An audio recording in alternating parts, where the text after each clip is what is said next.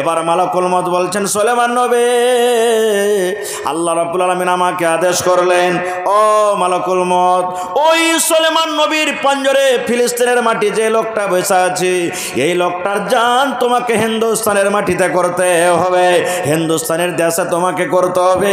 কিন্তু সুলাইমান নবী বলছেন এটা কেমন করে মালাকুল মউত বলছেন এটা কেমন করে সম্ভব? লোকটা তো ফিলিস্তিনের মাটিতে বসে আছে, এখন 8 ঘন্টা 25 মিনিট তার হাতে টাইম আছে, আর ওর জানখান আমাকে হিন্দুস্তানের মাটিতে করতে হবে, ও অত দূরকার রাস্তা কেমন করে এই জায়গাতে আসবে? এইবারে মালাকুল মউত বলছেন, ও সুলাইমান নবী, আমার ডরে আমার ভয়ে যে লোকটা আপনার কাছ থেকে হিন্দুস্তানের মাটিতে চলে গেছেন, ওরে আল্লাহ, আমি তার জান কবজ করে আপনার কাছে আমি এসেছি দেখার জন্য যে আমি জান কবজ করলাম, এই আপনার পাঞ্জরে লোকটা বসে আছে, ওরে জান কবজ করলাম কি অন্য লোকের জান কবজ করলাম? ভাই আমার, এই দুনিয়াতে আমরা এসেছি, একদিন আমাদেরকে দুনিয়া ছাড়তে হবে। এই জিনিসটার পরে আমাদের বিশ্বাস আছে? একটু হানা বলেন, বিশ্বাস আছে? আপনারা বসে যান ভাই, সব বসে যান আপনারা, এমন বাম দিকের লোক সব বসে যান, একটু মেহরবানি করে বসে যান। দুনিয়াতে প্রত্যেক জিনিসে মতভেদ ইখতিলাফ আছে, কিন্তু একটা এমনই জিনিস আছে যাতে কোনো রকমের ইখতিলাফ নাই, সবাই মানছে ওকে, সবাই বিশ্বাস করছে। মুসলমান অমুসলমান পৃথিবীর যত মানুষ আছে সবাই তাকে মানে, ইয়াকিন করে। সেটার নাম বলতে পারবেন আপনারা? সেটা কি? জোরে বলেন। মওত। মাশাআল্লাহ, সেটা হলো কি? মওত। ভালো করে একটু ধ্যান দিয়ে শুনবেন, যে কিছু বেঁধে নিয়ে যাবেন যে জালসা শুনতে গেছিলাম, কিছু দামি কথা পেয়েছি। কেসা কাহানি তো মেলায় শুনছেন। বন্ধুরে আমার, এই যে সামনে কয়েকদিন পর রমজান মাস আসছে, পাক পবিত্র মাস, ফজিলতের মাস। সেই মাসটা কিভাবে আমাদেরকে স্মরণে রাখতে হবে, কিভাবে আমাদেরকে মাস্টার মান সম্মান করতে হবে, তাহলে এই বিষয়টাকে জানা দরকার। কারণ মাইকের আওয়াজ যত হয়েছে, এখানে জালসা ফেল পড়েছে মনে হয়। যত হোটেলে যারা এলান করছে, ভাই মাইকের এলান একটু কম করো তোমরা। বন্ধুরে আমার, তো মওত একটা এমন জিনিস সবাই মানে থাকে। একটা হিন্দু ভাইকে জিজ্ঞাসা করবেন, তাও বলবে একদিন মারনা হোগা। বলবে না? বলবে না? তারাও বলবে। বলি দেখবেন আপনারা, যখন আমার গায়ের মুসলিম ভাইরা ওদের আত্মীয় যখন মারা যাবে, ঘাড়ে কেড়ে যখন নিয়ে যাবে, তখন ওদের যেটা ধর্মে আছে ওরা বলবে, রাম নাম সত্য হ্যায় সবকা यही গত্য হ্যায়, রাম নাম সত্য হ্যায় সবকা यही গত্য হ্যায়, রাম নাম সত্য হ্যায় সবকা यही গত্য হ্যায়। বলে না? বলে না? শুনেছেন আপনারা? আমরা যেমন আমাদের ভাষাতে লা ইলাহা ইল্লাল্লাহ সুবহানাল্লাহ আস্তাগফিরুল্লাহ যে আমরা জানি পড়ি, ওরাও এরকমভাবে পড়ে। রাম নাম সত্য হ্যায়, আল্লাহর নাম হলো সত্য, সবকা यही গত্য হ্যায়, মানে রাস্তাটা সবারই, এই রাস্তাতে একদিন সবাইকে যেতে হবে, তারাও বিশ্বাস করে। ভাই আমার, দুনিয়াতে মওত একটা এমন জিনিস যে মওত থেকে আমরা কেউ বাঁচতে, বলেন বাঁচতে, মুখ খুলে একটু বলেন, যদি খাইনি টেনে মুখে থাকে তো ফেলে দেন পারতলেতে। মওত একটা এমন জিনিস যাতে থেকে আমরা বাঁচতে পারবো না। খুব এবার মওত থেকে যখন বাঁচতে পারবো না, তো মওতের তৈয়ারি করতে হবে না? হবে না ভাই? জোরে বলেন, হবে না? হবে না? কিভাবে মওতের তৈয়ারি আমরা করব? মওত থেকে বাঁচতে পারবো না, কিভাবে আমরা তৈয়ারি করব? ভাই মুসলমান, আজকে আমরা বাচ্চাকে ডক্টর করব, আজকে আমরা ছেলেকে ইঞ্জিনিয়ার করব, ছেলেকে মাস্টার করব, বিভিন্ন রকমের আমরা 5,000, 10,000, 50,000 মাসে খরচ করে আমরা তার তৈয়ারি করাই কি করাই না? সুবহানাল্লাহ। এটা জীবনটা হলো ফানি জীবন। এই জীবন ফানি, 50 বছর, 60 বছর, 80 বছর বাঁচবো, দুনিয়া থেকে চলে যাব। কিন্তু যেই মওতের আমাদেরকে তৈয়ারি আল্লাহ নিজে করতে বলেছেন, সেই মওতের তৈয়ারি আজকে আমরা গাফিল হয়ে আছি, সেই মওতের আমরা তৈয়ারি করি না। খুব আজকে যদি মওত বলে ভয় থাকতো, দেখেন কত ভাই মেলাতে ঠেলা খেয়েছে, রাস্তাতে ঘোরাফেরা করছে, ওরা জালসা শুনতে নামা এসেছে, জালসা যে শুনতে যাব, কিন্তু ওরা জালসা শুনতে আসেনি, জালসা দেখতে এসেছে। ওরা কোনভাবে জিলাপি বনেছে, কয়খান জিলাপির দোকান বনেছে, কতটি মানুষ রাস্তাতে হাঁটছে, কয়খান চার দোকান বসেছে, এগুলা দেখতে এসেছে। ভাই রে, এ সময়টা পাওয়া যাবে না রে ভাই। আল্লাহ রাব্বুল আলামিন বলেন, কুল্লু মান আলাইহা ফান ওয়া ইয়াবকা ওয়াজহু রাব্বিকা যুল জালালি ওয়াল ইকরাম। আল্লাহ বলেন, যত জিনিস আমি তৈরি করেছি সব একদিন ফানা হয়ে যাবে, বাকি থাকবে একটাই আল্লাহর জাত। আল্লাহর জাত আল্লাহ রাব্বুল আলামিন বাকি থাকবেন, তাছাড়া কেউ বাকি থাকবেন না কো। এই যে আজকে আমরা মুসলমান এটাই মনে করি যে বুড়াবো তখন ইবাদত বান্দেগি করব। এই যে রমজান মাস সামনে আসছে, আমার কত রোজাদার ভাই রোজা রাখবেন, যারা রোজা রাখবে না যুবক ভাইয়েরা কত ভাই এমন আছেন, আবে এখানে কি বুড়ালছে নাকি যে রোজা করবো সালাহার, আমি এখানে তো 20 বছরই বয়স হলো, বলে কি বলে না ভাই? বলেন তো, মত বুড়ার কাছে আসবে না ছোড়ার কাছেও আসবে? বলেন, মতের কি কোনো টাইম লেখা আছে যে বুড়াতে কালে মরবে কি জুয়ানি কালে মরবে? লেখা আছে কি? বাপ থাকতে বেটা মরে, পোতা থাকতে দাদু মরে, দাদু থাকতে পোতা মরে যায়। মতের কোনো গ্যারেন্টি নেই। এই জন্য ভাইরে, আল্লাহ তাবারাক ওয়া তাআলার ইবাদত বান্দেগি বেঁচে থাকা কালে করতে হবে। না হলে আল্লাহর কোরআন বলছেন, যখন মানুষ দুনিয়া থেকে চলে যাবেন, ওর হিসাব কিতাব যখন হবে, তখন আল্লাহর কাছে আরজু করবে, আল্লাহর কাছে আপিল করবে, আল্লাহ তুমি একবার যদি আর জীবন আমাকে দুনিয়াতে দাও, একবার যদি আল্লাহ তুমি আমাকে দ্বিতীয়বার জীবনটা দিয়ে দাও, আমার জমি জায়গা সাই সম্পত্তি যত আছে সব বিক্রি করে নেক আমল করে আল্লাহ তোমার দরবারে আমি আসবো। কিন্তু আল্লাহ চান্সে দিবেন? জোরে বলেন, চান্সে দিবেন? চান্সে দিবেন না খো আল্লাহ। আচ্ছা বলেন তো, এই মত কি শুধু গরিবের পরে আসবে না ধনীর পরে আসবে? জোরে বলেন, ধনীর পরও মত আসবে। যারা হাট্টা খাট্টা জুয়ান 8-10 জনকে একবারই ফাইটিংয়ে লড়াই করে ফেলে দিবে, তারা কি দুনিয়াতে বাঁচবে? যারা আল্লাহ রাব্বুল আলামিন যাকে খুব সুন্দর রূপ দিয়েছেন, তারা কি দুনিয়াতে বাঁচবে? জোরে বলেন, কেউ বাঁচবে না দুনিয়াতে ভাই। যতই বড় রাজা মহারাজা হোক, মত আল্লাহ রাব্বুল আলামিন যখন যার যতদিন টাইম লিখেছেন দুনিয়াতে হায়াত দিয়েছেন থাকার, তারপরে একদিন ওকে মরতে হবে। মত থেকে কেউ বাঁচবে না। কারণ আল্লাহ তাবারাক ওয়া তাআলা বলেন, কুল্লু নাফসিন যায়িকাতুল মাউত। আয়াতটা মুখস্থ আছে পাড়ায় লোকের। আয়াতটার মানে হলো, আল্লাহ বলছেন প্রত্যেক নফসকে মতের মজা চাটতে হবে। আমি যতগুলি কোরআন আমি রূহ দুনিয়াতে দিয়েছি, একদিন তাকে দুনিয়া থেকে যেতে হবে, মরতে হবে। মত থেকে কেউ বাঁচতে পারবে না কো ভাইরে। মত থেকে যদি বাঁচতেন তাহলে সাদ্দাত বাদশা জীবনে মরতক ভাই? জোরে বলেন, মরতক? যে সাদ্দাত জান্নাত তৈরি করেছিল, কিন্তু আল্লাহ রাব্বুল আলামিন তাকে মত দিয়েছেন। ফিরাউন বাদশা, এত বড় বাদশা, দুনিয়াতে রাজ করেছে, আর নিজে খোদা দাবি করেছিলেন যে আমি হলাম আল্লাহ, আমি হলাম ভগবান। সেই ফিরাউন বাদশা কি বেঁচে আছে? জোরে বলেন, বেঁচে আছে? বেঁচে নেই।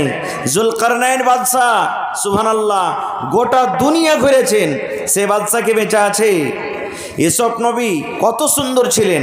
মুসলিম শরীফের হাদিস, আল্লাহর নবী বলেছেন, আধখানি রূপ, অর্ধেক সৌন্দর্য আল্লাহ মুসা নবীকে দিয়েছিলেন, আর অর্ধেক সৌন্দর্য দুনিয়াতে যত আমরা মানুষ আছি, আসবো, এসেছি, আছি, আল্লাহ রাব্বুল আলামিন দান করেছেন।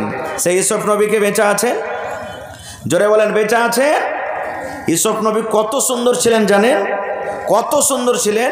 সূরা ইউসুফ পড়ে দেখবেন কোরআন মাজিদে, তার রূপ, তার সৌন্দর্য দেখে আজিজে মিসরের মহিলারা লোক কেটে দিয়েছে, অঙ্গল কেটে দিয়েছে। বলবেন কেমন করে?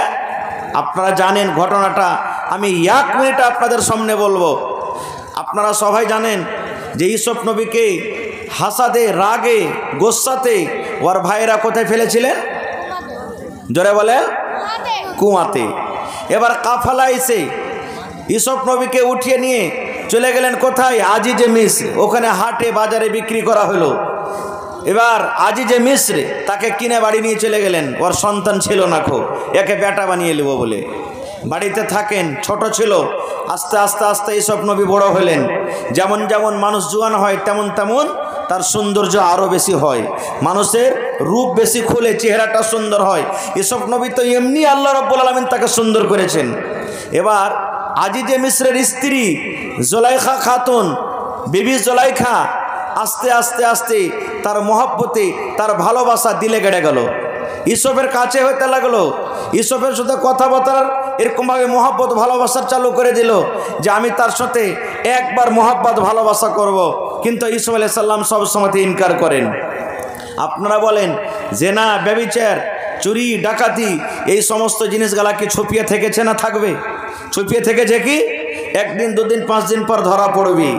আস্তে আস্তে আশেপাশেকার মাহালে যত আর চাকরি নকরনি ছিল বা আশেপাশে যারা মহিলা ওরা সবাই জেনে ফেললো যে আরে জানো একটা কথা শুনেছো জি বুবু? বলছে কি? মহিলার পেটে তো কোনো কথা পচবে না। বলছে কি হয়েছে? বলছে আরে বুবু, বিবি জুলাইখা যা আছে ওর গোলাম ইউসুফের পিছে পাগল হয়ে গেছে। বলছে ভাই? বলছে হ্যাঁ জি। আবার আরেকটা মহিলা বলছে বুবুর একটা কথা শুনেছ? বলছে কি হয়েছে? বলছে ইউসুফের পিছে ওর মালিকা জুলাইখা পাগল হয়ে গেছে, বাদশার স্ত্রী। এরকম ভাবে কথা ছড়িয়ে গেল। আস্তে আস্তে জুলাইখার কানে কথা এলো যে আরে বাপরে, আমি তো বাড়িতে বসে আছি আর আমার ব্যাপারে গ্রামে এলাকাতে বিভিন্ন রকমের কথা চলছে। তখন জুলাইখা বলছে, মায়ালোক বলে না বা আমরাও বলি যে মহিলাদের 36টা কল্লা। তো যদি মনে করেন তো এইটা একটা কল্লা মহিলাদের। বিবি জুলাইখা বলছেন থাম রে লিস্সি লাগানি রে, আমার ব্যাপারে তোরা এরকম গীত গাচ্ছিস দেখছি, তোরা একটু পরীক্ষা নিয়ে। এবার জুলাইখা কি করলেন? আল্লাহ রাব্বুল আলামিন কোরআনে বলছেন সূরা ইউসুফে, যেই মহিলারা তার ব্যাপারে কথা বলেছিলেন সমস্ত মহিলাকে দাওয়াত করলেন যে বুবুরে আমার বাড়িতে অমুক দিন তোমাদের জাফর দাওয়াত থাকলো, তোমরা চলে আসিও। সব হাজির হয়ে গেলেন। ইউসুফ আলাইহিস সালামকে একবারে তো সুন্দর রেপ চেহারা, এমনভাবে নতুন জামা কাপড় পিন্ধালছে, আরও সুন্দর হয়ে গেছে, একবারে আরও সুন্দর সুন্দর নতুন কাপড় পিন্ধালছে। আর ইউসুফকে বলেছে ইউসুফ আমি যখন ইশারা করব তখন তুমি মজলিসে একবার শুধু আসিয়ে দেখা করতে। এবার সমস্ত মহিলারাকে বসিয়ে দিয়েছেন কে? বিবি জুলাইখা। আর সবকে একটা করে ফল দিয়েছে আর ফলটা কাটার জন্য একটা করে চাকু দিয়েছে সবারই হাতে। আর বিবি জুলাইখা বলেছেন যে দেখো আমি যতক্ষণ তোমাকে আদেশ না করব যে খাও ততক্ষণ তোমরা খাইও না। আমাদের দেশও দেখেন আজ থেকে 5-10 বছর আগে সবারই যতক্ষণ প্লেটে থালিতে খানা না হইলে খানা শুরু করেনি, এরকম দিন গেছে না জানি। আর এখন তো যেমন যেমন দিচ্ছে তেমন তেমন খেতিয়েছে, মানে ওই মাথা এখানে যায়নি খাবার, এমন থেকে হাত ধুয়া বসে আছে, এরকম তো সময় খার যা হোক। তো বলছে একটা করে ফল দিয়েছে, একটা করে চাকু দিয়েছে, আর দিয়া বলছেন যে আমি যতক্ষণ তোমরাকে খেতে না বলবো ফল কাটবে না। সব রেডি আছে যে কখন জুলাইখা আমাকে আদেশ করবে, কখন ফলটা কাটবো, চাকু আর ফল নিয়ে আছে। এবার জুলাইখা ইউসুফকে ইশারা করছেন ইউসুফ তুমি মজলিসে এসো একবার। যেমনই মজলিসে সান্দালছে সুবহানাল্লাহ, সব মহিলারা এদিকে ফল কাটতে আদেশ করে দিয়েছে জুলাইখা এখন তোমরা ফল কাটো, এদিকে ফল কাটতে আদেশ করেছে আর ইউসুফকে ইশারা করছে তুমি মজলিসে এসো। আল্লাহুস সামাদ, এত রূপ দিয়েছেন আল্লাহ তাকে দিয়েছিলেন। মহিলারা ফল কাটছে আর ইউসুফের দিকে দেখছেন আর বলছেন মালাকুন কারিম, ওরে আল্লাহ এটা মানুষ রে, এটা বুজরুগ ফেরেশতা হবে মনে হয়। আল্লাহুস সামাদ দেখিয়েছে আর ফল কাটছে, এদিকে জানে না যে ফল না কাটে নিজের নিজের লোক কাটছি, আমরা লোক কাটছি। সুবহানাল্লাহ। এবার যখন নিজের নিজের লোক কেটে দিয়েছে মহিলারা, তখন জুলাইখা বলছেন বউরে তোমরা যে ফল কাটতে দিয়েছি তোমরা ফল না কেটে দেখো তো কি কাটছো তোমরা। এবার লোকের দিকে দেখছা যে আল্লাহ কি করলাম, আমরা তো লোক কেটে বসে আছি, রক্ত বাড়িতে শুরু হয়েছে। এবার বিবি জুলাইখা বলছেন বুবু একটা নজরে যদি তোমরা এরকম ভাবে ইউসুফকে দেখে নিজের লোককে কেটে থাকো, নিজের অঙ্গলকে কাটো, তা আমার বাড়িতে সব সময় আমার চোখের সামনে ঘোরাফেরা করছে, আমার অবস্থাটা কি হইতে পারে, আমার অবস্থা কি হইতে পারে। তো বুবুরে আমার তরফ থেকে তোমরা একটু ইউসুফকে পারিয়াস করো, সুপারিশ করো যে আমার কথাটা মেনে নেয়। সব মহিলারা তখন ইউসুফকে পারিয়াস করছেন। ইউসুফ আরে খ্যাপা জীবনের স্বাদটা লিয়ে এলে একবার, বাদশাহ যখন স্ত্রী কইছে তো মেনে লে তার কথা। বলছেন না আমি তার কথা মানব না, এটা গুনাহ পাপের কাম। বলছে তুই যদি না মানিস তোকে জেল ঘরে কারাঘরে বন্ধ করবে। তখন ইউসুফ আলাইহিস সালাম কি বলেছিলেন, রে আল্লাহর বান্দি তোমরা শুনে নাও, আমি যদি বিবি জুলাইখার সাথে খারাপ ব্যবহার করে কুকর্ম করে আল্লাহ রাব্বুল আলামিন নারাজ হয়ে যাবেন। জীবনের আমল সমস্ত নষ্ট হয়ে যাবে, জীবন আমার বেকার হয়ে যাবে। এই জন্য আমি এই কাজটা করতে পারবো না, এটা আমার দ্বারাতে ভুল হয়ে যাবে, গুনাহ হয়ে যাবে। এবার ওই মহিলারা বলতে লাগলেন, ইউসুফ, যদি তুমি তোমার এই মালিকার যদি কথা না মানো, তোমাকে জেলে বন্ধ করে দিবে, তোমাকে কায়দখানাতে বন্ধ করে দিবে। এবার ইউসুফ আলাইহিস সালাম কি বলেছিলেন? রে মুসলমান শুনে নিন। ইউসুফ আলাইহিস সালাম বলেন, মহিলা রে, তোমরা কান করে শুনে নাও, জেল যাওয়ার আমার ভালো, জেলে থাকা আমার পছন্দ। আমি জেল ঘরে চলে যাব, কিন্তু আমি তার সাথে জেনা ব্যভিচার করতে পারবো না। রে মুসলমান, এই ঘটনাটা বলার উদ্দেশ্য হইল, আল্লাহ রাব্বুল আলামিন ইউসুফ নবীকে এত সুন্দর, এত রূপ দান করেছেন রে ছেলেছেন রে ভাই। তো অবশ্যই ইউসুফ আলাইহিস সালাম দুনিয়াতে না, একদিন দুনিয়া থেকে চলে গেছেন। এই জন্য আল্লাহ রাব্বুল আলামিন বলেন, দুনিয়ার মানুষ রে, আমি আল্লাহ যে মত তৈরি করেছি, মতের মজা একদিন চাখতে হবে, মতের শরবত তোমাকে একদিন পান করতে হবে, মতের করতে তোমরা একদিন যেতে হবে, মত থেকে তোমরা কেউ বাঁচতে পারবে না। এবার যদি আপনারা বলেন, মাওলানা জি, আমি মাটির ভিতরে বড় বড় করে রুম বানাবো, মাটির ভিতরে বড় বড় করে ঘর বানাবো, কেলা বানাবো, আর পানি ওখানে বন্ধ হয়ে থাকবো, আসমানের উপরে আমি চলে যাব, কিংবা আমি পাহাড়ের ভিতরে বড় বড় রুম করে আমি থাকবো। আল্লাহ রাব্বুল আলামিন বলেন, রে দুনিয়ার মানুষ, আইনা মা তাকুন, তুমি দুনিয়ার যে কোনো কোণাতে থাকো না কেন, পাহাড়ের ওপরে থাকো না কেন, তুমি জমিনের তলাতে থাকো না কেন, পানির তলাতে ঘর বানিয়ে থাকো না কেন, দুনিয়ার যে কোনো জায়গাতে থাকো কিনারে বান্দা বান্দি, ইউদরে কোমল মত আমার তোমার কাছে পৌঁছবে, মত তোমার কাছে চলে যাবে, মত তোমাকে ছাড়বে না। যতদিন তোমাকে আমি দুনিয়াতে হায়াত দিয়েছি, যতদিন আমি আল্লাহ দুনিয়াতে তোমাকে টাইম দিয়েছি, যতদিন দুনিয়াতে থাকার তোমার সময় আছে, একদিন তোমাকে মরতে হবে। অতদিন থাকা পর তুমি অতদিন দুনিয়াতে বাঁচবে, আর তারপর দুনিয়া থেকে তোমাকে যেতে হবে। নারে তাকবীর। বুখারী শরীফের একটা হাদিস, মুসা নবীর কাছে মালাকুল মউত আজরাইল ফেরেশতা চলে এসেছেন জান কবজ করার জন্য। নবীদের কাছে যখন ফেরেশতা আসবেন, মালাকুল মউত পারমিশন চাইবে, আমাদের কাছে পারমিশনের দরকার নাই, আসবেন জান কবজ করে নিয়ে চলে যাবেন। কিন্তু নবীদের যখন জান কবজ হবে, তাদের কাছে পারমিশন নিতে হবে। তো মুসা নবীর কাছে এলেন মালাকুল মউত, আসার পর বলছেন যে, মুসা, আল্লাহ তাবারাক ওয়া তাআলা আমাকে আপনার কাছে পাঠালছেন, আপনার জান কবজ করব, রূহকে কবজ করে নিয়ে চলে যাব।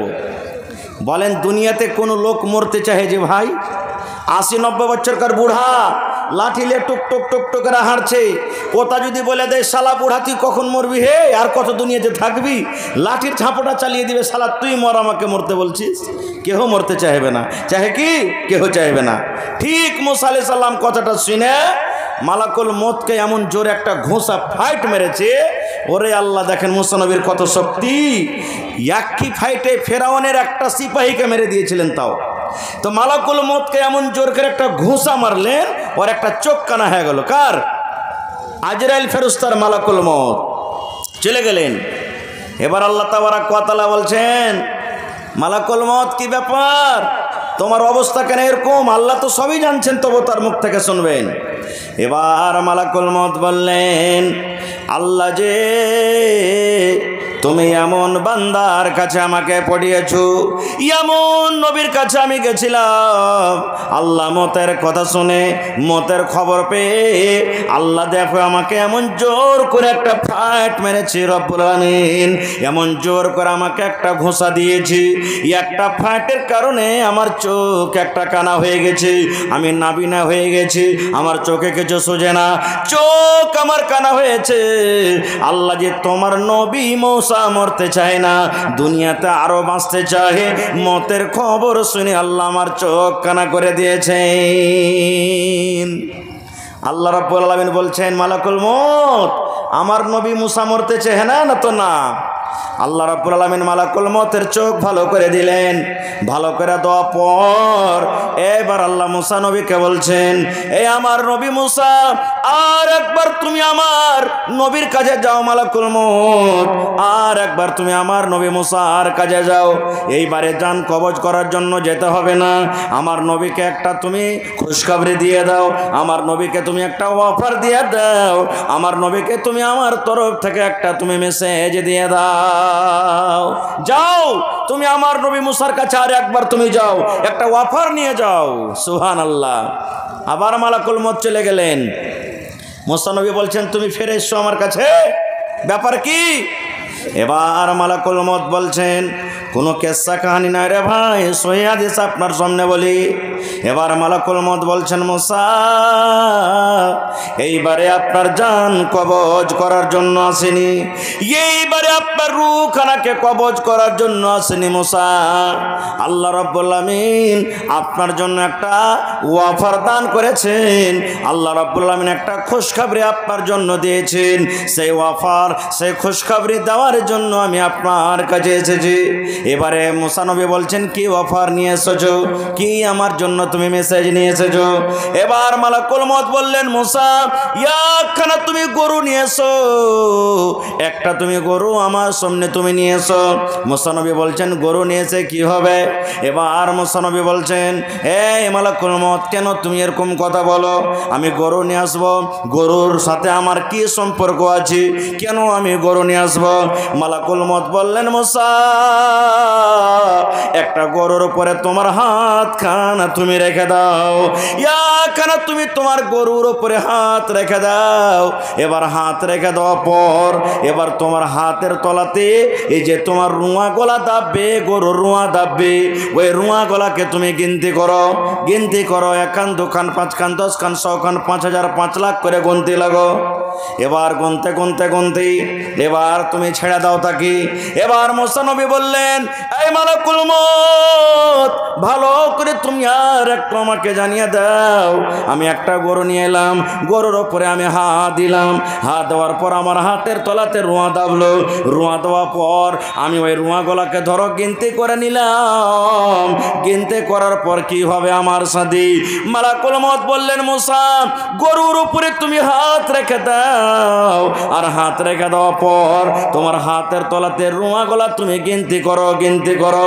গিনতি করতে করতে মুসা আল্লাহ রাব্বুল আলামিনের অর্ডার হয়েছে, আল্লাহ রাব্বুল আলামিন আপনার জন্য এটা খুশখবরি দিয়েছেন, যত হাতের তলাতে আপনার রুয়া দাববে, অত ঘন্টা নয়, অত দিন নয়, অত বছর আপনি দুনিয়াতে বাঁচবেন, আপনার মওত হবে না। নারে তাকবীর।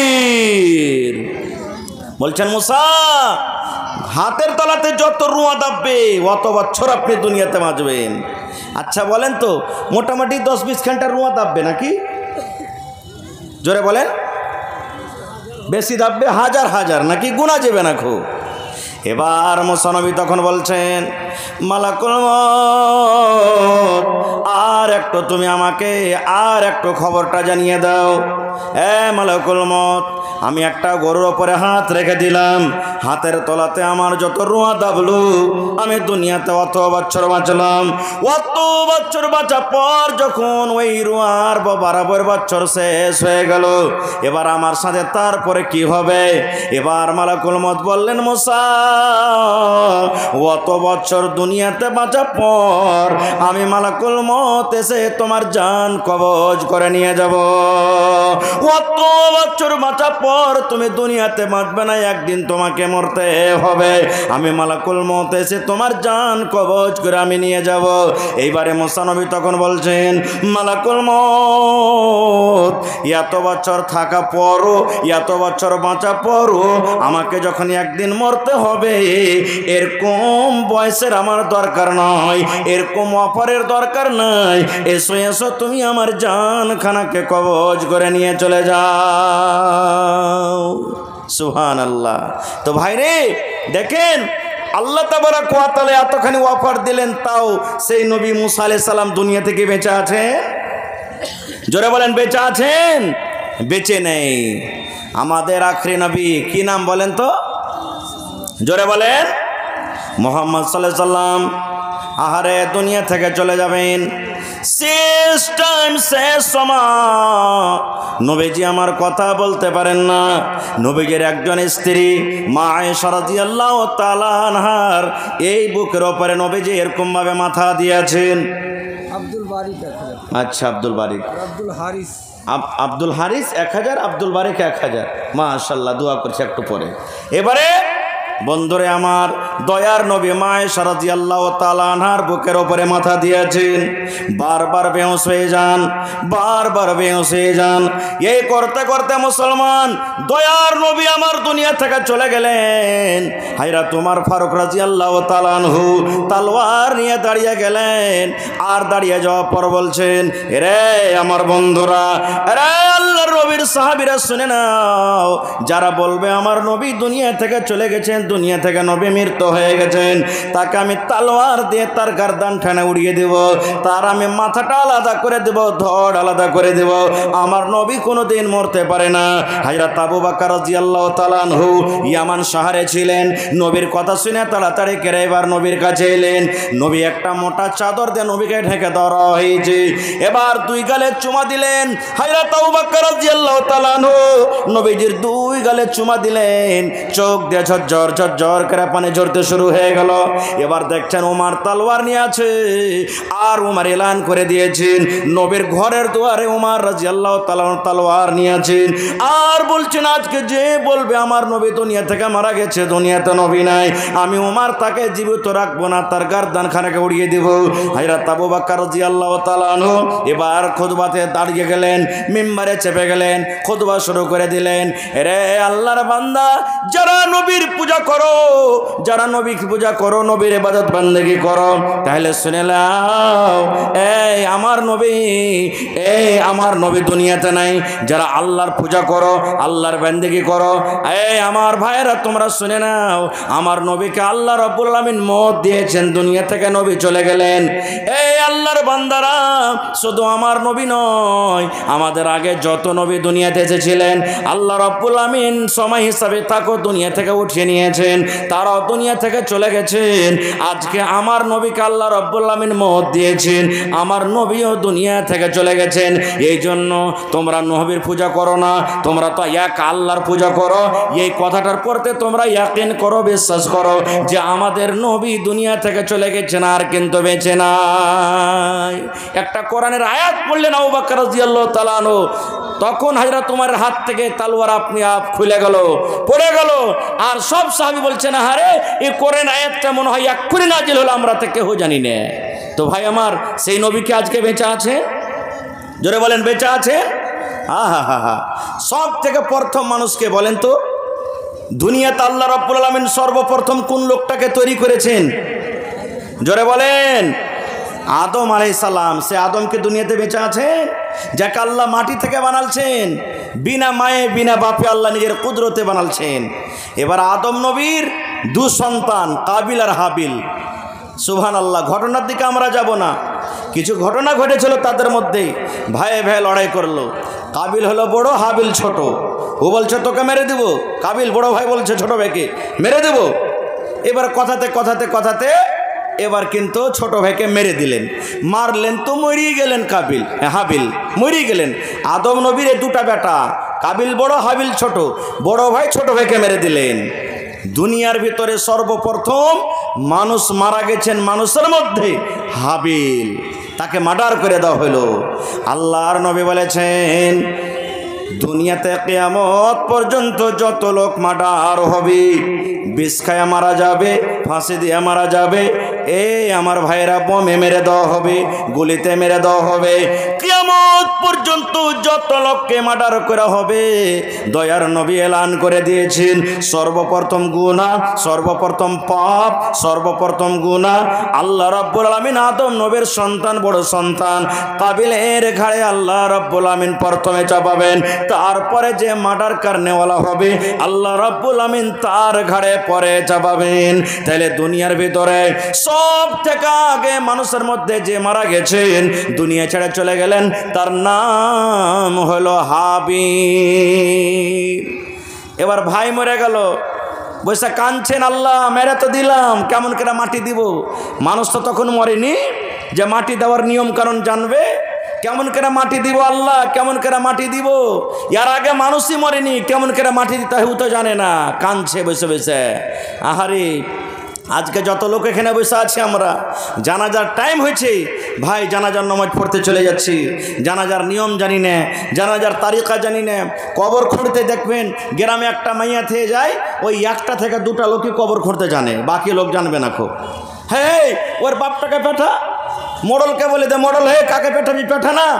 কবর খুঁড়তে আমরা জানি না। খো গোসল করাবে যখন পালা আসবে, আরে অমুক লোকটাকে ডাকনে, ওই তো সবকে গোসল করিয়ে বেড়াই, গোসল করার আমরা তারিখে জানি না। খো আমরা মুসলমান, চোখে চোখে দেখাও ভাই আমার। তো কাবিল কাঁদছে, আল্লাহ রাব্বুল আলামিন দুটা পাখিকে পাঠিয়ে দিলেন আসমান থেকে। ওই পাখি এসে কাবিলের সামনে লড়াই ঝগড়া করতে করতে করতে উহাকে মারে, উহাকে মারি, এই করতে করতে এক পাখি আর এক পাখিকে মার্ডার করে দিল, এক পাখি আর এক পাখিকে মেরে দিল।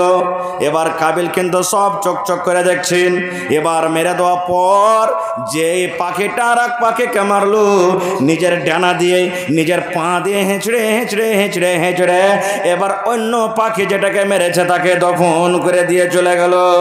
এবার কাবিল জানতে বলেন, আল্লাহ রে, একটা পাখি অন্য পাখিকে যদি দফন করতে পারে, আল্লাহ আমি তো হলাম মানুষ, আল্লাহ তুমি আমাকে জ্ঞান দিয়েছো, আমাকে বুদ্ধি দিয়েছো, হাত পা চোখ সব দিয়েছো, আল্লাহ কেন আমি মানুষকে দফন করতে পারবো না? তাইলে ভাই, যদি আপনাদেরকে কেউ প্রশ্ন করে দেয়, এই ভাই মুসলমান, একটা প্রশ্ন থাকলো, দুনিয়ার ভিতরে সব থেকে আগে যে মানুষটা মারা গেছে ওর নাম কি বলতে পারবে? ওর নাম কি? জোরে বলেন। হ্যাঁ, আরেকটা কথা শুনেন ভাই, मेरी माँ बहनों, जो आप हजरात भाग रहे हैं नहीं भागे, उत्तर प्रदेश यूपी से आए हुए आदिल चतुर्वेदी मौजूद हैं, जो उर्दू में तकरीर करेगा। मुफ्ती सोहराब से भी बड़े चतुर्वेदी हैं, बड़े जानकार हैं। इसलिए मेरी माँ बहनों, भाइयों, बुजुर्गों से गुजारिश है कि अभी कुछ देर के बाद ही मौलाना आदिल चतुर्वेदी, जो यूपी उत्तर प्रदेश के इटावा जिले से तशरीफ लाए, उर्दू में सुर लगा के बहुत मजेदार तकरीर करेंगे, इसलिए आप ना जाए। मेरी माएँ, जो बिहारी माएँ आई हुई है, शेखो सैयद खान, पठान, राइम, मंसूरी, अंसारी, शेख सैयद, सब लोगों से गुजारिश है कि आप हजरात रुक जाए, ना जाए। मेरी माएँ, उर्दू में तकरीर होने वाली है जबरदस्त, जो यूपी से आए हुए हैं मौलाना आदिल भैया। এবারে আরেকটা কথা বলে দিই, মানুষ খারাপ হোক কিংবা ভালো হোক, মরার টাইমে মরার সময়তে ভাই ওর দুর্নাম খবরদার কেউ করিয়েন না, সুনামটাই করবেন। মরার টাইমে মেলে মানুষ কহে না, যদি একটা কোনো চোর ডাকাত লুচ্চালা পঙ্গ মরে যায়, এই সালা মরেছে তো ভালো হয়েছে, এই সালা মরেছে তো ভালো হয়েছে, সবকে জ্বালিয়ে খেলেই বলে, কি বলে না? এরকমভাবে বলিয়েন না ভাই। ওর পাপ যা করেছে দুনিয়া থেকে তো করে চলে গেল, ভালোই নামটা করেন, কারণ আপনি ওই টাইমে ওই সময়তে যেটা নাম করবেন ফেরেশতারা ওইটাই নোট করতে থাকবে। এর প্রমাণ, আল্লাহর নবী একদিন বসে আছেন, সাহাবে কেরাম নবীর সাথে আছে, একটা জানাজা কিন্তু চলে ইচ্ছে পাঞ্জর দিয়ে। জানাজা যখন চলে গেল, দয়ার রসুল বলছেন, এই সাহাবীরা, এটা কে গো? তোমরা জানো এই লোকটার ব্যবহার চরিত্র কেমন ছিল? তো সাহাবে কেরাম তার খুব নাম করলেন, হুজুর লোকটা খুবই ভালো ছিল, মুত্তাকি, পরহেজগার, লোকটার ব্যবহার খুব ভালো, আমল ভালো। তো রসুল বলছেন ওয়াজাবাত। কি বললেন? ওয়াজাবাত, মানে তারপরে ওয়াজিব হয়ে গেল। বসে আছেন, আবার কিছুদিন পর আরেকটা মাইয়া তার একটা জানাজা পাঞ্জর দিয়ে হেঁটে চলে যাচ্ছে তাকে নিয়ে। এবার রসুল তার ব্যাপারে জিজ্ঞাসা করছেন, হ্যাঁ গো, এই লোকটাকে যে 2 নম্বরে ঘাড়ে কেড়ে নিয়ে যাচ্ছে লোকেরা, তো এই লোকটা কেমন ছিল, তার ব্যবহার চরিত্র কেমন ছিল? তো সাহাবে কেরাম তার খুব দুর্নাম করলেন, হুজুর ওর চরিত্র ব্যবহার ভালো ছিল না, এরকম ওরকম ছিল। তো রসুল বলছেন ওয়াজাবাত, তারপরে ওয়াজিব হয়ে গেল। সাহাবায়ে কেরাম দল দয়ার নবীকে প্রশ্ন করে দিলেন, আল্লাহর নবী গো, ভালো নাম করলাম, তাও আপনি বললেন ওয়াজাবাত মানে ওয়াজিব হয়ে গেল। আর এর ব্যাপারে দুর্নাম করলাম, খারাপ নাম করলাম, তাও বললেন ওয়াজাবাত ওয়াজিব হয়ে গেল। আমরা বুঝতে পারলাম না ওয়াজাবাত মানে কি। ভালোর বেলা তো ওয়াজাবাত আর মন্দর বেলা তো ওয়াজাবাত। ওয়াজাবাত মানে কি আমরা বুঝতে পারলাম না। আল্লাহর নবী বললেন, ও আমার সাহাবীরা তোমরা শুনে নাও, যার তোমরা নাম করেছো, যার তোমরা নাম করেছো, যে লোকটার তোমরা ভালাই বয়ান করেছো, ওয়াজাবাত মানে ওয়াজাবাতিল জান্নাত, তারপরে জান্নাত ওয়াজিব হয়ে গেল, লোকটা জান্নাতের ভিতরে চলে যাবে। আর যার তোমরা দুর্নাম করেছো, ওই লোকটার পরে জাহান্নাম ওয়াজিব হয়ে গেল, লোকটা জাহান্নামের ভিতরে চলে যাবে। এই জন্য মুসলমান, যখন মানুষ মারা যাবে, নবী বলেছেন তার দুর্নাম করিও না, পারো তো ভালো নাম করো। ভাই আমার, তাইলে মত একদিন এখনই আছে, আসবে। যেই মালাকুল মত ফেরেশতা আমাদের জান কবজ করছেন, করবেন, সব দুনিয়ার মানুষ শেষ হয়ে যাবে, কেহ আর নেই। তখন আল্লাহ মালাকুল মতকে বলবেন, মালাকুল মত আর কেহ আছে?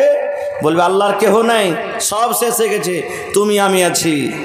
আল্লাহ রাব্বুল আলামিন তখন মালাকুল মতকে বলবেন, মালাকুল মত মুত মানে এখন তুই মর, তুই এখন মরে যা। মালাকুল মত বলবেন, আল্লাহ যে কেমন করে আমি মরবো, জি আল্লাহ কেমন করে আমি মরবো? আল্লাহ রাব্বুল আলামিন মালাকুল মতকে বলবেন, মালাকুল মত রে, যেমন তুমি দুনিয়াতে মানুষের জান কবজ করেছো, ওরকম ভাবে তুমি তোমার জান খানাকে কবজ করে নাও।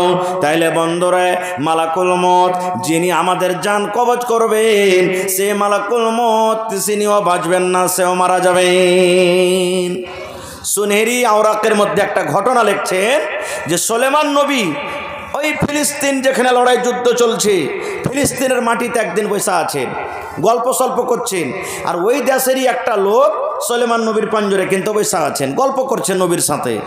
এবার একটা লোক মানুষের রূপে সুলেমান নবীর কাছে চলে গেছেন। আব্দুল মালিক মুজাহিদ লিখছেন সুনেহেরি আওরাকের মধ্যে যে সুলেমান নবী ফিলিস্তিনের মাটিতে বসে আছেন। আমাদের হিন্দুস্তান থেকে ফিলিস্তিন অনেক দূরে, নাকি আছে না? নেই, অনেক দূরে আছে। তো গল্প সল্প করছেন লোকটা। এবার একটা লোক ওর কাছে চলে গেল, সালাম কালাম করে ওখান থেকে চলে গেলেন।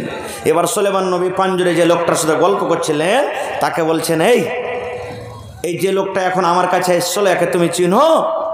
বলছেন, না, এলাকাতে কোনোদিন দেখিনি, আমাদের এলাকার মতন তো মনে হয় না, জীবনে কোনোদিন দেখিনি। এবার সুলেমান নবী তখন বলছেন, আরে পাগলা, এটা হলো মালাকুল মত, আল্লাহর ফেরেশতা আজরাইল আমার কাছে এসেছিল দেখা করার জন্য। বলছে, তাই না? তো হ্যাঁ। লোকটার দিলে ডর হয়ে গেল। সুলেমান নবীকে বলছেন, আমি আর এখানে থাকবো না। বলছে, কেন?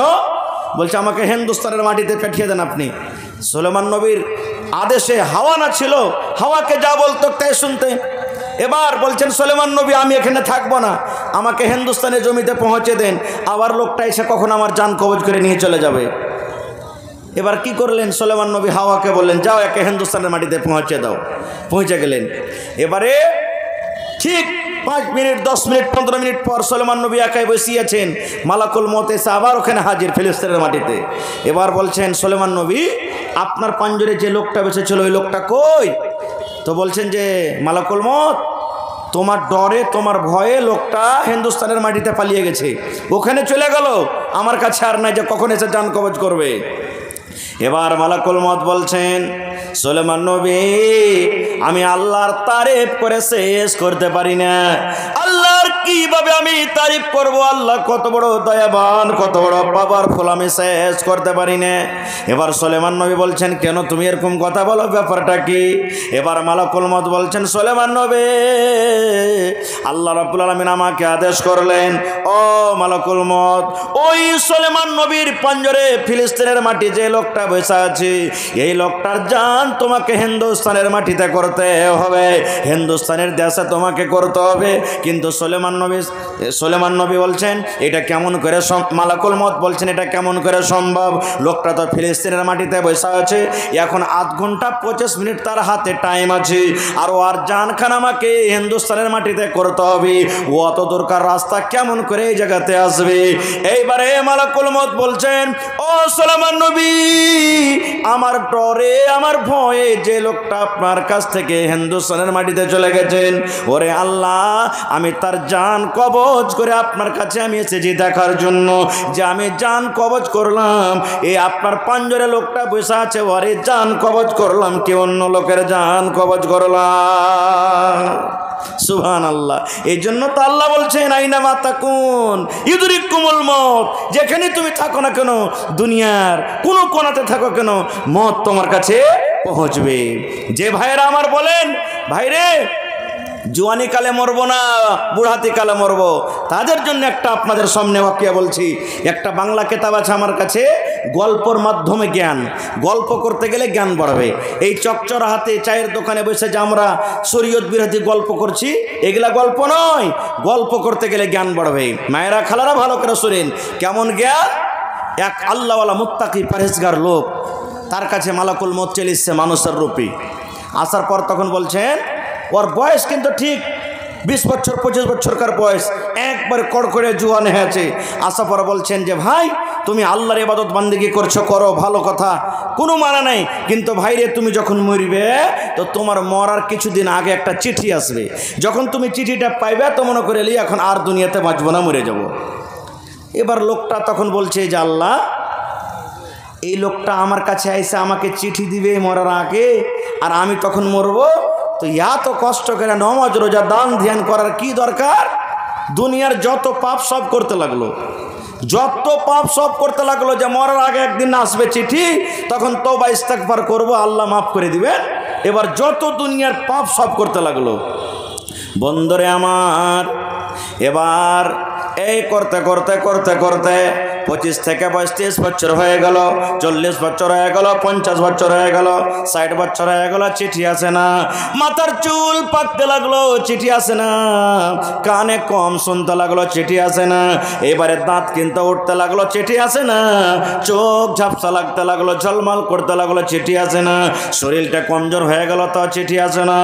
এ মুসলমান, চামড়া ঝড়ো হয়ে গেল, তাও চিঠি আসে না। এবার মাঞ্জা টেড়া হয়ে গেল, তাও চিঠি আসে না। এবার লোকটা মনে মনে বলছেন, আল্লাহ, লোকটা আমার সাথে মনে হয় ধোঁকাবাজি করলে, আমার বোঝেন আর চিঠি আসবে না, আমার কাছে কখন চিঠি আসবে? আমি তো বুড়িয়ে গেলাম, মাথার চুল পেকে গেল, দাঁত উঠে গেল, চোখে কম সুজে, আল্লাহ, চামড়া জড়ো হয়ে গেল, মাঞ্জা টেড়া হয়ে গেল, আর মনে হয় আমার কাছে চিঠি আসবে না। একবারে খুশনি বুড়া হয়ে গেছে। তখন মালাকুল মউত তার কাছে এসছে। আসার পর তখন বলছেন, এখন তোমার জানকে কবজ করব, জান কবজ করব। তখন ওই বুড়া তখন বলছে, জুয়ান বুড়া না হয়ে গেছে, তখন বলছে, এই তুমি নিজের ওয়াদার পরে কেন কায়েম থাকো না? তুমি যে বলেছো যে আমি যখন মরবো তো আমার মরার কিছুদিন আগে একটা চিঠি আসবে, তুমি আমাকে চিঠি না দিয়ে রেখে তুমি আজকে বলছো তোমার জান কবজ করব।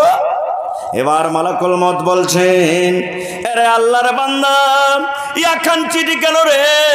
কত কত তোমার কাছে চিঠি এসেছে, তুমি চিঠিকে একদিনও পড়ে দেখোনি, চিঠি কেন তুমি একদিনও খুলে দেখোনি, একদিনও তুমি চিঠির উপরে নজরটাকে তুমি ডালোনি, আর বলছো তুমি নিজের ওয়াদার পরে কায়েম থাকো, কারণ আমার কাছে চিঠি কোনো আসেনি।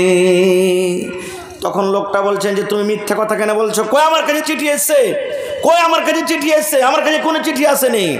এবার মালাকুল মউত বলছেন, আল্লাহর বান্দা, তুমি শুনে নাও, আমি যখন তোমার কাছে এসেছিলাম তখন তোমার বয়স কত ছিল? বলছে 25 বছর। মাথার চুল পেকে ছিল বলছেন না, দাঁত উঠেছিল বলছেন না, চামড়া ঝড় হয়ে গেছিল বলছেন না, চোখে কম সহ্য বলছেন না, তোমার মাঞ্জা টেড়া হয়েছিল বলছেন না। এবার মালাকুল মউত বলছেন, আরে আল্লাহর বান্দা,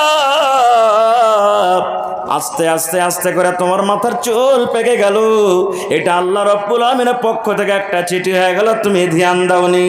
এই যে তুমি চোখে ভালো দেখছিলে, তুমি এখন চোখে কম দেখো, এটা আল্লাহর পক্ষ থেকে একটা চিঠি, তুমি নজর করনি। আরে আল্লাহর বান্দা, তোমার দাঁত উঠে গেছে, তোমার জুয়ানি বেঁচেছিল, তুমি পাথর চাপিয়ে খেয়েছো, আর এখন তোমার ভাত কোটা রুটি খেতে তোমার কষ্ট হয়, দাঁত সব উঠে গেছে। এটা হলো আল্লাহর পক্ষ থেকে একটা চিঠি। তোমার মাঞ্জা কত টনটনে হয়েছিল, তুমি শক্তিশালী মানুষ ছিলে, 3 জন 4 জনকে তুমি একাই তুমি লড়েছো, তোমাকে কেউ পারোনি। এখন তোমার শরীর কমজোর হয়েছে, মাঞ্জা টেড়া হয়েছে, এটা হলো আল্লাহর একটা চিঠি। আল্লাহর বান্দা, এত এত চিঠি তোমার কাছে এসেছে, আর তুমি বলছো আমার কাছে কোনো চিঠি আসেনি। তোমার এগুলা বাহানা বাজিয়ে শোনা হবে না বন্ধুরে। এবার মালাকুল মউত ওই পাপের হালাতি গুনাহ অবস্থায় তার জান কবজ করে নিয়ে চলে গেলেন। নারে তাকবীর। ভাইরে, তাহলে মত একটা এমন জিনিস, মত থেকে আমরা বাঁচতে পারবো না। এবারে বলবেন মৌলানা আর একটা হাদিসের কথা আপনাদের সামনে বলে দিই, কখন মরবো এটা কেউ বলতে পারবো? ভাই, কখন মরবো এটা কেউ বলতে পারবো? জোরে বলেন, এটা কেউ বলতে পারবো? কেউ আমরা বলতে পারবো না। ইমাম মালিক রহমতুল্লাহ আলাই, 4 জন বড় বড় ইমাম, তার মধ্যে হলো ইমাম মালিক রহমতুল্লাহ আলাই।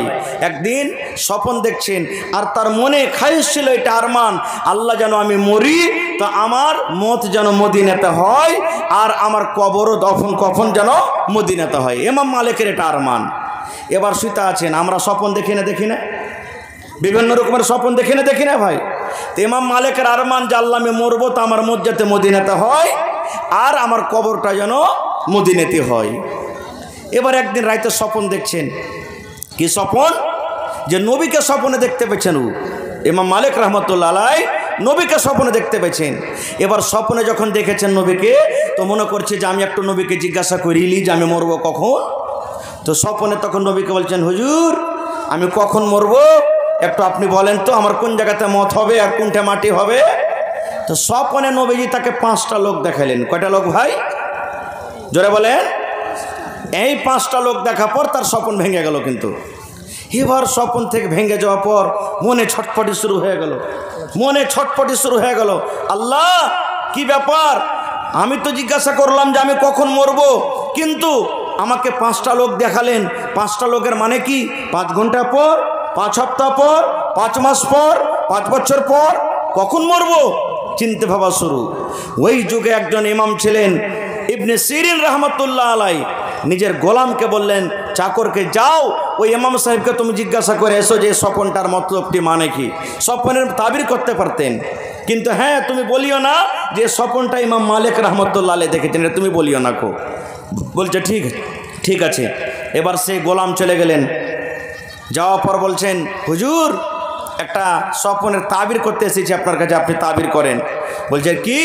বলছে কোনো স্বপন দেখেছেন কোনো লোক যে নবীকে আমি স্বপনে দেখেছি, আর স্বপনের মাধ্যমে তাকে জিজ্ঞাসা করলাম যে আমি কখন মরবো, আমার কখন মত হবে। তো 5টা লোক দেখালছেন। এই 5টা লোকের মতলব কি? খুব চিন্তায় চিন্তিত যে আল্লাহ 5 দিনে মরবো, কি 5 ঘন্টাতে, কি 5 সপ্তাহ থেকে, 5 বছরে, কি 5 মাসে, চিন্তা ভাবতে পড়ে আছেন। তখন বলছেন স্বপনটা কে দেখেছে? বলছে আমাকে নাম বলতে মানা করেছেন। এবার সে ইমাম বলছেন, এই আল্লাহর বান্দা, যদি তুমি তার নাম না বলো, আমার মনে হয় এই দুনিয়াতে এরকম স্বপন যদি কেউ দেখনে বলা হয়, কেউ যদি দেখে, তাহলে ইমাম মালিক ছাড়া এরকম স্বপন কেউ দেখতে পারে না। তখন বলছেন যে যখন আপনি বলি দিলেন, তো হ্যাঁ ওই দেখেছেন স্বপন। এবার ওই মৌলানা এবার স্বপ্নের তারিফ করছেন। দেখো 5টা লোক স্বপ্নে দেখেছে, আর মতলব হলো 5 দিন বাদ মরবে তা নয় রে, আমার মনে হয় 5 ঘন্টা পর মরবে তা নয়, 5 সপ্তাহ পর মরবে তা নয়, 5 বছর পর মরবে তা নয়। আল্লাহ রাব্বুল আলামিন কোরআন মাজিদে 114 সূরা দান করেছেন। 114 সূরার মধ্যে একটা সূরার নাম আছে সূরা লোকমান। আছে না নাই? কোরআনে একটা সূরার নাম আছে সূরা লোকমান। মুসলমান যারা কোরআন পড়িতে জানেন ওই সূরা লোকমানের শেষের আয়াতগুলো আপনি পড়বেন, সব থেকে শেষের আয়াত। আল্লাহ রাব্বুল আলামিন ওই আয়াতটাতে সূরাটাতে শেষের দিকে 5খানা কথা আল্লাহ রাব্বুল আলামিন বলেছেন, 5খানা জিকির করেছেন, 5টা কথা আল্লাহ বলেছেন। ওই 5টা কথার দিকে ইশারা করে তাকে 5খানা লোক দেখা হয়েছে। এই 5টা লোকের মানে 5 দিন পর মরবে তা নয়, 5 মাস পর মরবে তা নয়। এই যে স্বপ্নে জিজ্ঞাসা করেছেন আমি মরবো কখন আর কোন জায়গাতে মরবো, আমার দফন কোথায় হবে, আল্লাহ রাব্বুল আলামিন কোরআনে সূরা লোকমানে 5খানা বলেছেন। তার মধ্যে হলো একটা ইনদা ইলমুস সাআ, কিয়ামত কখন হবে এই কিয়ামতের খবর আল্লাহ ছাড়া কারোর কাছে নাই। না আছে? আছে কি কিয়ামতের খবর? আপনারা শুনেছেন যে সূরা 2012 সালে শুনেছিলেন যে কিয়ামত হবে। 12 সাল আছে না কেটে গেছে? তারপরে শুনেছেন 2021 সালে কিয়ামত হবে। 21 সাল আছে না কেটে গেছে? হ্যাঁ, কিয়ামতের খবর আল্লাহ ছাড়া কেউ জানে না কো। এই করতে করতে 5টার মধ্যে একটা এটা কথা আছে, এরে দুনিয়ার মানুষ, আল্লাহ রাব্বুল আলামিন বলেন তুমি কখন মরিবে, কোন জায়গাতে তুমি মরিবে, কিভাবে তোমার মরণ হবে, এই খবরটা আমি আল্লাহ রেখেছি। এই মরার খবর আমি আল্লাহ ছাড়া দুনিয়ার কোনো মানুষ জানে না, কোনো মানুষ জানে না খো। কারণ মানুষের কাছে যদি খবর হইতো, কিলিম হইতো যে আমি এই জায়গাতে মরবো, তাহলে ওই জায়গাতে কিলুম মানুষটা যেত ভাই? কোনোদিন যেতক না খো। এই জন্য এই ইলিমটাও আল্লাহর কাছে আছে ভাই রে। তাহলে আমরা সবাই জানতে পারলাম এই বিষয় নিয়ে। আল্লাহ বাচ্চা রাখে, ইনশাল্লাহ আবার কোনোদিন আলোচনা করব, কারণ আমার পিছে আরও 2জন মনে হয় বক্তা আছেন এখনো, আর সময় তো জানতে পারছেন। তো এই জন্য আমি কথাটাকে আর লম্বা না করে ভাই মতকে স্মরণ করতে হবে, মতকে স্মরণ করতে হবে। মতকে স্মরণ করতে গেলে পাপ থেকে, গুনাহ থেকে বাঁচতে পারবো আমরা। আর মতকে যদি আমরা স্মরণ না করি তাহলে পাপ থেকে আমরা জীবনে কোনোদিন বাঁচতে পারবো না। হযরত আবু হুরায়রা রাদিয়াল্লাহু তাআলা আনহু, যাকে দুনিয়াতে জান্নাতের সার্টিফিকেট দেওয়া হয়েছেন, সেই আবু হুরায়রা মরবেন, আশেপাশে সব সাহাবীরা বসে আছেন, বলছেন আবু হুরায়রা তুমি কাঁদছো, তোমার চোখ দিয়ে পানি, দুনিয়া ছাড়তে কি ময়া হয় না? দুনিয়ার ময়া মোহাব্বতে কাঁদছো? হযরত আবু হুরায়রা রাদিয়াল্লাহু তাআলা আনহু বললেন, ও আমার ভাইরা, দুনিয়ার ময়া মোহাব্বত আমি কাঁদি না, আমি যে নেকি করেছি রে ভাই, আমি যে আমলগুলো করেছি, আমার নেকি কম, আমার আমল কম, আর আমাকে মৃত্যুর পর একটা লম্বা সফরে আমাকে যেতে হবে। এত বড় লম্বা সফর অল্প নেকি নিয়ে কেমন করে আমি যাব? এই জন্য আমি কাঁদছি, আমার চোখ দিয়া পানি ঝরে। আল্লাহুস সামাদ। আর আজকে আমরা মুসলমান গুনার পর গুনাহ করি, কিন্তু ভাইরে আমাদের মত বলে স্মরণ হয় না। তো ভাই এই মাদ্রাসার জন্য মতকে স্মরণ করে 10 থেকে 15 মিনিটে দেখি আমার কোনো আল্লাহর বান্দা আছেন, একটা লোক 1000 ইটের দান করতে পারবেন। বালুর দরকার আছে মাদ্রাসাতে ভাই, আপনাদের হাজার হাজার শুকরিয়া আদায় করি, আপনাদেরকে ধন্যবাদ জানাই যে 2 বছর 1 বছরকার মাদ্রাসা কত তারাক্কি করেছেন। এটা আপনাদের ইমানের পহচান, এটা আপনাকে দানের পহচান, যে আপনারা যদি দান না করতেন এত বড় মাদ্রাসা জীবনে এত সুন্দর বিল্ডিং হতো না গো। সেই মাদ্রাসাতে ভাই পালাস্তারের দরকার আছে, দেখি কোনো আল্লাহর বান্দা 1 গাড়ি বালুর দাম দিতে পারবেন, ভাই 1 গাড়ি বালু দেন কিংবা বালুর টাকা দিয়ে দিন। দেখি কোন আল্লাহর বান্দা আছেন, জমিন ঢালাই হবে 150 1 গাড়ি গিট্টি কিংবা 1 গাড়ি গিট্টির দাম কেউ দিতে পারবেন। আর এখনো রুমের দরকার আছে, দেখি কোন আল্লাহর বান্দা আছেন 1000 ইটের দাম করবেন। ভাই পালাস্তার করতে গেলে সিমেন্টের দরকার আছে, শুধু বালিতে হবে না। দেখি কোন আল্লাহর বান্দা আছেন আজকে জালসাতে ভাই 100 বড়া সিমেন্ট, 1 বড়া 2 বড়া 3 বড়া 5 বড়া 10 বড়া করে 100 বড়া সিমেন্ট কিংবা সিমেন্টের দাম। দেখি কোন আল্লাহর বান্দা আছেন, আসেন তো তাড়াতাড়ি করে দেখি। কমিটির লোককে বলবো মা খালাদের পিন্ডালে তাড়াতাড়ি করে চাদর দিয়ে পাঠিয়ে দেন। মায়েরা খালারা চাদর ভর্তি করে করে টাকা দিয়ে পাঠাবেন ইনশাআল্লাহ। গেছে চাদর নিয়ে? হ্যাঁ, এই দেখেন আমার মা খালাদের তরফ থেকে একটা কাঁসার বাঁধনা এসে গেছে, মাশাআল্লাহ, নারে তাকবীর। মায়েরা খালারা গলার হার, নাকের নাকমণি, কানের বালি যা কিছু আছে ইনশাআল্লাহ সব খুলে খুলে খুলে দান করবেন। এজন্য ভাইয়েরা মায়েরাকে বলবো 10 থেকে 15 মিনিটের মধ্যে আল্লাহর ওয়াস্তে আপনারা সময়টাকে না কাটিয়ে আপনারা তাড়াতাড়ি নিজের নিজের দানটাকে ভাই দিয়ে পাঠান। এই যে দেখেন একজন ভাই আমার 1000 আর একজন ভাই 1000, দুইজন ভাই 2000 টাকা দান করেছেন। মাশাআল্লাহ, জাযাকাল্লাহ। রব্বানা যালামনা আনফুসানা ওয়া ইল্লাম তাগফির লানা ওয়া তারহামনা লানাকুনান্না মিনাল খাসিরিন। রব্বানা আতিনা ফিদ দুনিয়া হাসানা ওয়া ফিল আখিরাতি হাসানাতাও ওয়া কিনা আযাবান নার। আল্লাহ, তোমার দুইজন বান্দা 1000 করে 2000 টাকা জমা করেছেন। 2 লক্ষ টাকা মনে করে কবুল করে নাও। আল্লাহ, মনের আশাকে পুরা করে দাও। রোজগারে আল্লাহ বরকত দাও। কামাই দামাইতে আল্লাহ বরকত দাও। একজন তোমার বান্দি আল্লাহ 100 টাকা এবং অপর থেকে কাঁসার একটা বদনা দান করেছে। আল্লাহ, তার দান তুমি কবুল করে নাও।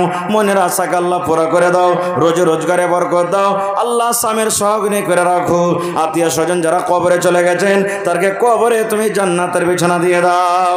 রব্বানা তাকাব্বাল মিন্না ইন্নাকা আনতাস সামিউল আলিম। আমিন। মায়েরা খালারকে পেন্ডালে চাদর দেন।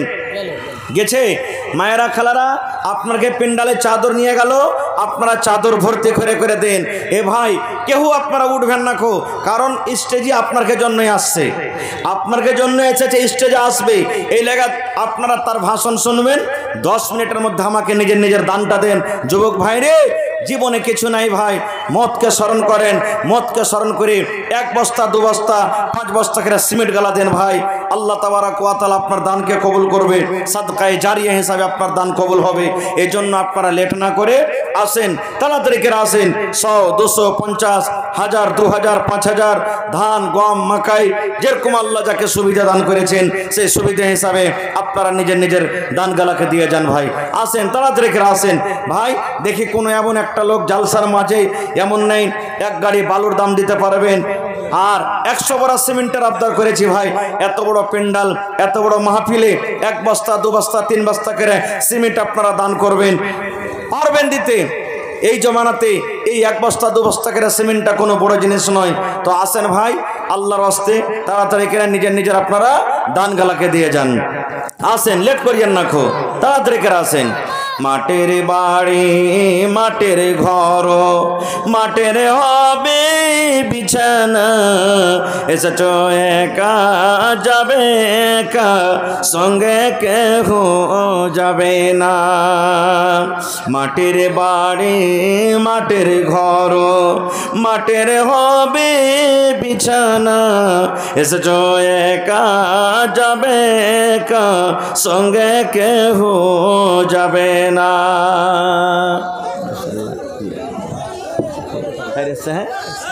ঠিক আছে, তো ভাই আমার, আপনারা বসে যান, সব আপনারা বসে যান। বাস 10 মিনিট আপনাদের সামনে আছি। 10 মিনিটে নিজের দানটা আমাকে দিয়ে দেন, তারপর এখান থেকে আমি চলে যাব। আসেন, লেট করিয়েন না কো ভাই, আসেন তাড়াতাড়ি করে আসেন। 10, 20, 100, 200, 500, 1000 যাকে আল্লাহ যেরকম তৌফিক দিয়েছেন। ভাই আর একটা কথা বলি, আজকে আপনার মাদ্রাসা থেকে একটা হাফিজে কোরআন তৈয়ার হয়েছে। ভাইরে, বেটাকে তো হাফিজে বানাইতে পারেননি, বেটাকে তো মুলবি বানাইতে পারেননি। দেখি কোরআনের প্রতি মহব্বত ভালোবাসা দেখিয়ে এই হাফিজটাকে কে কিনতে পারবেন? হাফিজের ড্রেস, তার কাপড়ে মোটামুটি আমাকে লাগছে 2,500 থেকে 3,000 টাকা জরুর খরচ হয়ে যাবে। তো একটা হাফিজের দাম দেখি 3,000 টাকা কে দিতে পারবেন? দেখি কোন আল্লাহর বান্দা আছেন 2,000 টাকা কেউ দিতে পারবেন? একটা হাফিজ কিনতে কে পারবেন? দেখি আজ আল্লাহর রাস্তে। সুবহানাল্লাহ, আল্লাহ তাবারাক ওয়া তাআলা আপনাকে নেকি দান করবেন। আল্লাহ রাব্বুল আলামিন আপনার দানকে কবুল করবেন। আল্লাহ তাবারাক ওয়া তাআলা আপনার জায়েজ আশাকে পুরা করবেন। এই জন্য हज़रत गिरामी, हमारे हरदिल अजीज लीडर कायदे आज़म जनाब पप्पू यादव जी तशरीफ ला चुके हैं। ये ऐसे लीडर हैं जो गरीबों को मसीहा समझे जाते हैं। हिंदू, मुस्लिम, सिख, ईसाई सब लोगों के दिलों के धड़कन है, अहिंसा के पुजारी है। हमारे माननीय नेताजी और को जलसे में जाने वाले हैं, इसलिए जल्दबाजी कर रहे हैं। इंशाअल्लाह उनको 2 मिनट के अंदर वक्त दे रहा हूँ। मैं उनके साथ में एक शेर पढ़ रहा हूँ कि किस शेर की आमद है।